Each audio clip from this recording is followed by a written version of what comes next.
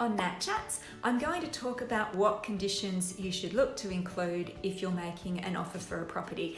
That said, if you ask most agents this question, the answer is going to be none. Just make it cash unconditional and show us the money.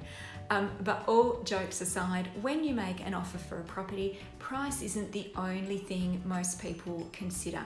You also need to think about any special or particular conditions you wish to attach to your purchase as well. Now, conditions can be anything you want them to be, but they need to be written in a way on the contract that they can be legally satisfied. So it's always best to seek advice from the selling agent as to how you should write those conditions, or an independent settlement agent before you start, rather than attempt to write them yourself. And some of the worst written conditions, I have to say, that I've seen are from lawyers, so don't get me started on those. Deal with people that write these day in, day out. The most common conditions we see on offers are four. The first one is subject to finance, which means your purchase is dependent upon confirmation from a lender that you're able to borrow the amount that you need to buy the property. The second one is building inspection. The third is a termite and sometimes timber pest inspection. And the fourth is usually a working order clause, where the seller warrants that gas, electrical and plumbing fixtures and fittings will be in working order at settlement.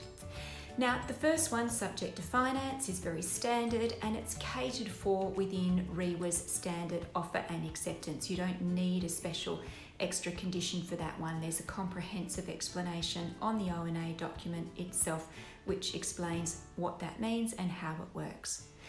Building and termite inspections, however, can vary between agency to agency. There are standard REWA ones, but lots of agencies use their own variation.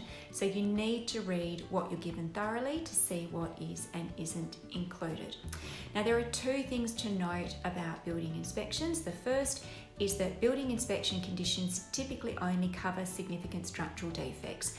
Any maintenance items that the building inspector identifies don't need to be rectified by the seller, only structural defects. And if a structural defect is found and the seller agrees to remedy that defect, the contract stays in full force and effect. You're not able to decide to terminate it. Obviously, they do need to provide evidence of those works being undertaken. The same goes for termites. If live termites are found, the seller's obligation is to treat those. If they haven't caused any structural damage, they might not need to be required to do any further works apart from treating and killing those live termites. Also remember too, in Perth it's very common to find evidence of old termite activity, and again the seller isn't obligated to do anything about those. There are alternative conditions, obviously, that you can add, like due diligence, that allow you to undertake whatever inspections you like to your satisfaction on a property within a certain number of days of acceptance. But these can be what we consider get out of jail free cards, and they're actively disliked by agents and sellers. You can also add things like pool and plumbing and electrical inspections, but these also add to your purchase costs because you, as the buyer, are the ones paying for all of those inspections, and the more conditions you add to your offer, the less attractive it will be to the sellers. It might be that you can also sort some of those things out beforehand. Remember that unless the property is being sold in as is condition, offers usually have the fourth thing, the standard seller warranty, that gas, electrical and plumbing items will be in working order at settlement. And you have the opportunity to check those prior to settlement at the pre-settlement inspection. Smoke alarms and RCDs must also be compliant, or else the seller risks a $10,000 fine.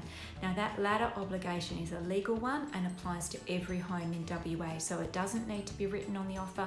It can't be contracted out of. Properties are usually sold with all their fixtures and fittings included. So another thing to think about is if there's any particular non-fixed items, such as non-fixed window treatments, pool equipment, dishwashers, garden ornaments or large pots, etc., that you want to stay with the property that might also need to be included. If you're not sure about what stays and goes, check with your agent. My best advice when it comes to conditions is to try and be fair and reasonable. The more conditions you add to the offer, the more difficult you might seem to be to the sellers to deal with, which may actually put them off your offer.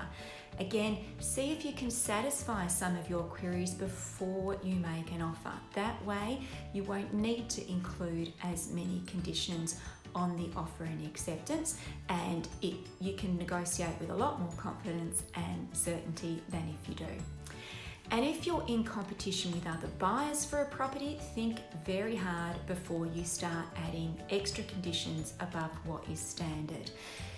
Sellers, when they're considering offers, look for the easiest route to the result. And if it seems that there are more hurdles to jump over with your offer than another buyer's, they'll choose the offer and the buyer that they think is going to be easier to deal with, whose offer is more straightforward. Last but not least, remember that we as selling agents are acting in the best interests of our sellers. Yes, absolutely, we have a duty of care towards the buyers and we must answer your queries, but we're not acting on your behalf. If you want independent advice on your purchase, approach a reputable settlement agent who can give you some feedback on the contract and the conditions, and also potentially supply you with their own version of those as well. Happy buying! If you're thinking of buying or selling in the suburbs nearby or surrounding Beaufort Street, I would love to help. Call me on 0405 812 273 or email me at natalie@belcourtproperty.com.au. Have a great day.